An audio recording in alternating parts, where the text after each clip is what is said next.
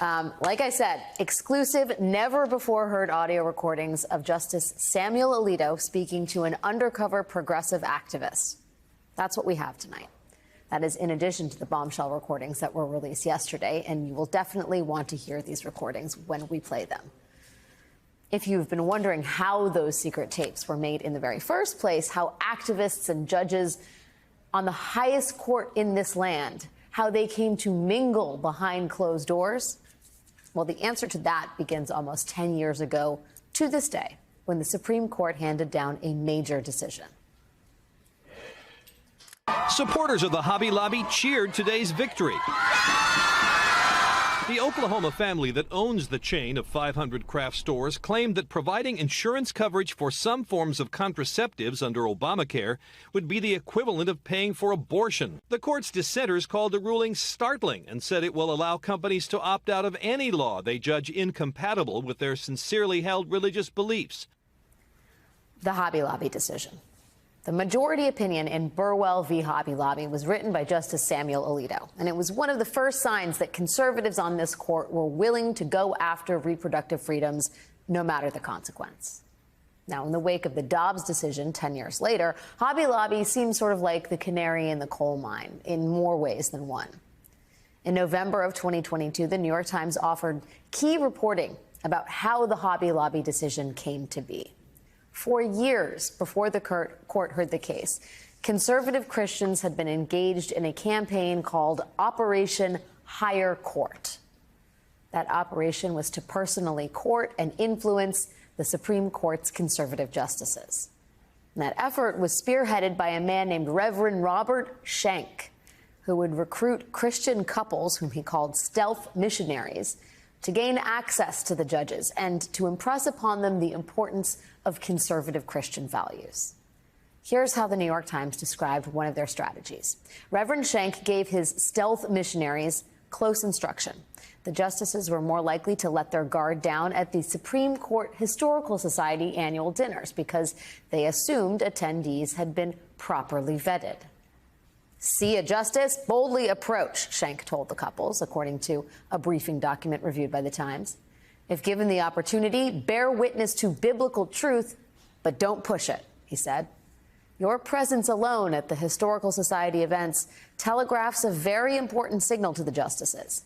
Christians are concerned about the court and the issues that come before it. That strategy appears to have paid off. According to the Times reporting, some of Schenck's stealth missionaries were able to build enough of a relationship with Justice Alito and his wife, Martha Ann, that they obtained advance notice of the court's Hobby Lobby decision before it came out. That breach, that unprecedented breach, foreshadowed the leaked Dobbs decision, striking down Roe 8 years later. And that specific strategy of using the Supreme Court's annual Historical Society dinners as a way to gain access to Supreme Court justices, well, it turns out that, too, is relevant again just this week. The Historical Society dinner is a yearly event where wealthy donors give money to a nonprofit dedicated to preserving the court's history. And in exchange for their money, those donors get to rub shoulders with some of the justices and their spouses. As it turns out, conservatives weren't the only ones in on this tidy little arrangement. Last week, progressive activist Lauren Windsor, who happens to be a member of the Historical Society, bought a ticket for the event. When she got in, she pretended to be a conservative donor, attending the event with her husband. Ms. Windsor then approached some of the conservative justices and secretly recorded her conversations with them. NBC News has not heard the full tape of what was recorded, so we cannot say for certain where edits were made, if any were actually made. And tonight, we have some brand new, never-before-heard audio from that event to play for you. And when you hear these new tapes, you will hear something familiar to what was on the tapes released yesterday. A justice, in this case, Justice Alito, who is aggrieved and frustrated, who is nakedly partisan and totally unconcerned by appearing to be all of those things in front of a total stranger. Remember what we heard yesterday. As a Catholic and as someone who really cherishes my faith, I don't know that we can negotiate with the left in the way that like needs to happen for the polarization to end. I think that it's a matter of like winning. I think you're probably right. I mean, one side or the other is going to win. I don't know. I mean, there can be a way of working, a way of living together peacefully, but it's difficult, because there are differences on fundamental things that really can't be compromised. It really can't be compromised. So it's not like we're going to split the difference. And that's what I'm saying. I think that the solution really is like winning the moral argument. Like people in this country who believe in God have got to keep fighting for that to return our country to a place of godliness. Oh, I agree with you. Remember, at this closed-door cocktail party, Miss Windsor was also able to get Justice Alito's wife, Martha Ann, to explain her deeply personal motivation for flying 2 insurrectionist flags in front of the Alito homes. That is a story that has just scandalized this court, and these recordings this week would seem to suggest that Mrs. Alito has no shame about what she has been doing here. In fact, quite the opposite. After deriding feminazis who have been critical of the scandal engulfing her husband, Martha Ann Alito made clear that these flags she flies are explicitly her form of resistance and response. You know what I want? I want a Sacred Heart of Jesus flag because I have to look across the lagoon at the Pride flag for the next month. Exactly. And he's like, oh, please don't put up a flag. I said, I won't do it because I'm deferring to you. But when you are free of this nonsense, I'm putting it up and I'm going to send them a message every day. Maybe every week I'll be changing the flags. There'll be all kinds. I made a flag in my head. This is how I satisfy myself. I made a flag. It's white and it's yellow and orange flames around it. And in the middle is the word vergogna. Vergogna in Italian means shame. Just to be clear here, Justice Alito has publicly stated that his wife did not fly these flags to associate herself with the Stop the Steal movement or any other group. But it seems quite clear from that clip that his wife very much sees these flags as a form of political expression and a response to what she believes are liberal attacks. Perhaps most concerning in these recordings, though, is Martha Ann Alito's 5-year plan for revenge. It's okay because if they come back to me, I'll get them. I'm going to be liberated, and I'm going to get them. Oh, well, there's a 5-year defamation statute of limitations. But I don't know what you mean by gay, like yeah. Okay, so Martha Ann Alito, the wife of a Supreme Court justice, says she has a plan to get back at the media by suing for defamation. And she thinks she'll have the opportunity to do that in the next 5 years when she is free of all this nonsense. Is Sam Alito's wife telling us something here about Justice Alito's retirement plans? And how concerned should we all be that a Supreme Court justice's spouse is talking about the American media with open contempt? Well, tonight we have brand new audio from that same event where Justice Alito himself tells us what he thinks about the Fourth Estate, the press. The other voice you will hear on this tape is an associate of Lauren Windsor's who was also at this event. And I just wanted to ask you, why do you think the Supreme Court is being so attacked and being so targeted by the media these days? Well, I think it's a simple reason they don't like our decisions and they don't like how they anticipate we may decide some cases that are coming up. That's the beginning and the end of it. And there are groups that are very well funded by ideological gifts that have spearheaded these attacks.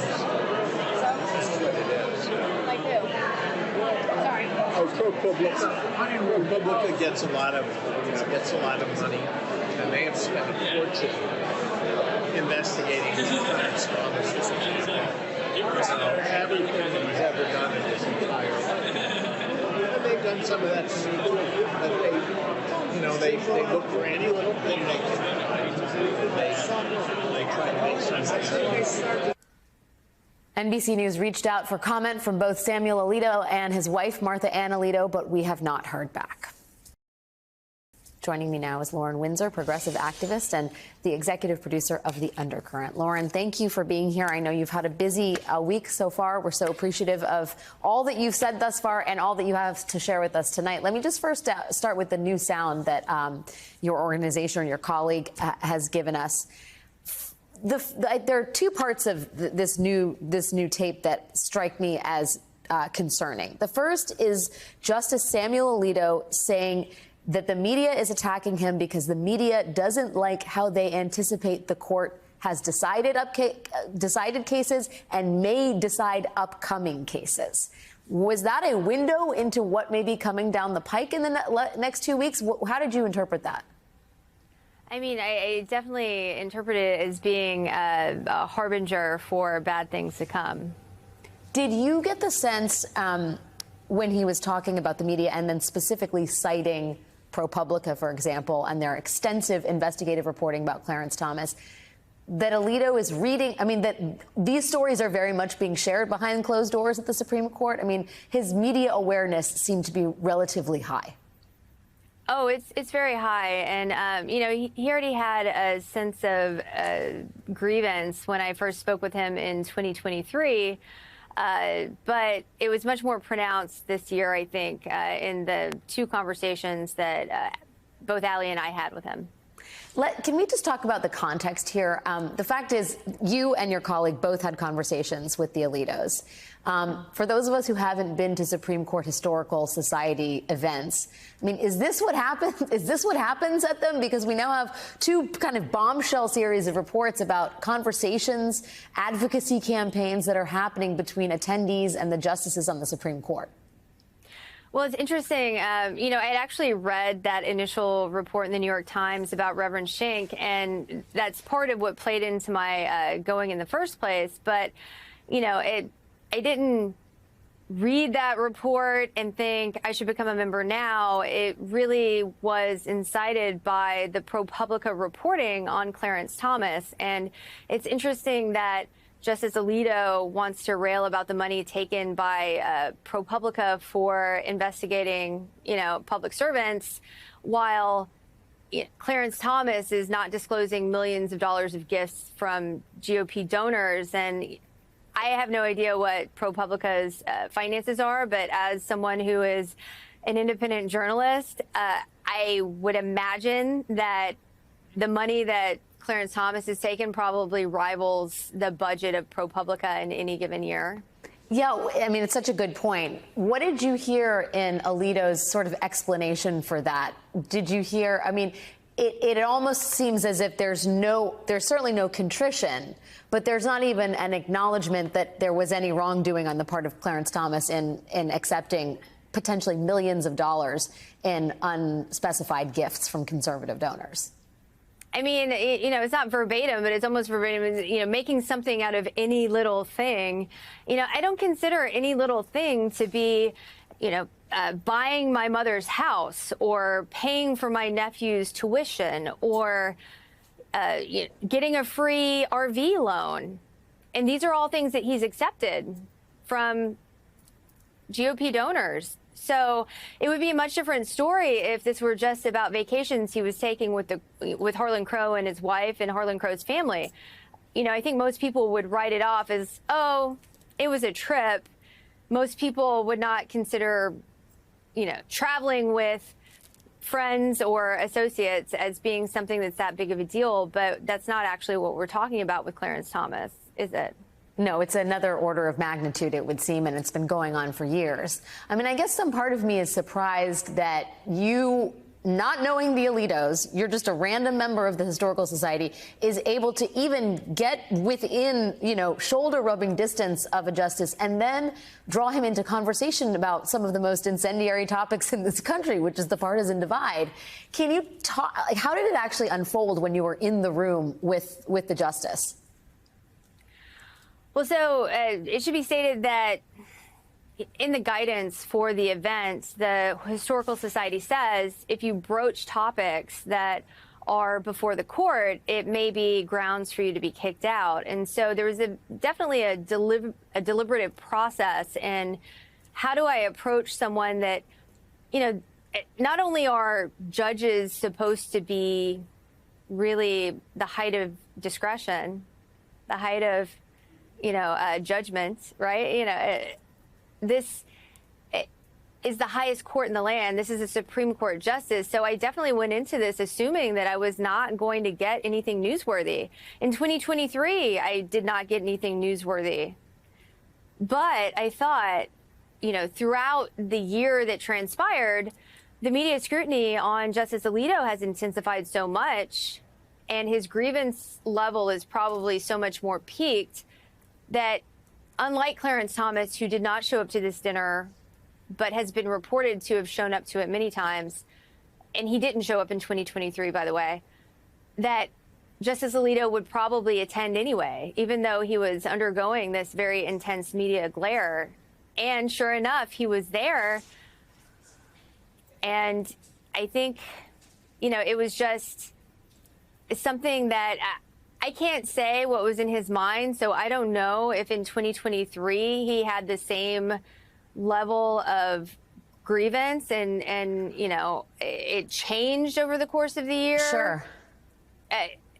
There's a couple options there. Did it change, or was it always there and he just felt more comfortable? Was it hard to get him to talk? I mean, he did at the very end of this conversation, he says, "Are you a lawyer?" I think he's talking to Allie, your colleague. I'm not sure if it's you or her.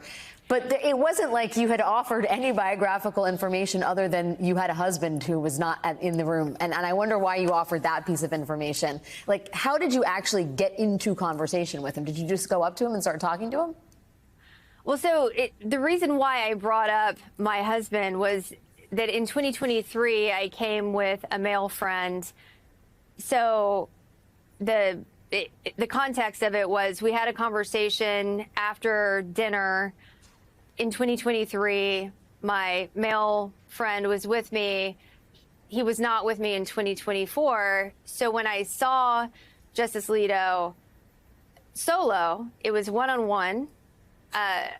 It was, "Hi there, my husband really wants to let you know that we're rooting for you, that you really have all the grit." And the reason why I said you have all the grit, if it doesn't stick out to people, this was because Donald Trump had tweeted something out about how, there should be more justices like Samuel Alito with the grit that Samuel Alito has. And so I felt like it was kind of a flag, if you will, to Alito, that it was a safe space for him. A safe space, yes. I was trying to signal to him very coyly without saying Trump, because it goes back to the way to broach a conversation with someone who has the highest level of discretion. You can't talk about partisan politics. If I had walked up to him and started talking about Joe Biden or Donald Trump, he would have shut down. So talking about polarization was really a way into the conversation that wasn't as aggressive, but also indicative of what I was really trying to get at was, is he acting on bias? And I really do believe that the American people deserve to know, is the Supreme Court so compromised that we do not really have impartiality, the bedrock of our judicial system? I think hearing it from his mouth that he cannot be impartial, that there are things that cannot be compromised. Yeah. That needs to be fuel for journalists and for Congress to say, okay, well, tell us, what are the things that can't be compromised? Well, Lauren, look, you brought us into a room that few people are ever in. And I think these tapes are revelatory, and they are coming at a time of crisis for this court. It is, we're not done having this conversation. Thank you for bringing some of that conversation to our air. We're really appreciative. Thanks for spending some time with me tonight, Lauren Windsor. Thank you, Alex.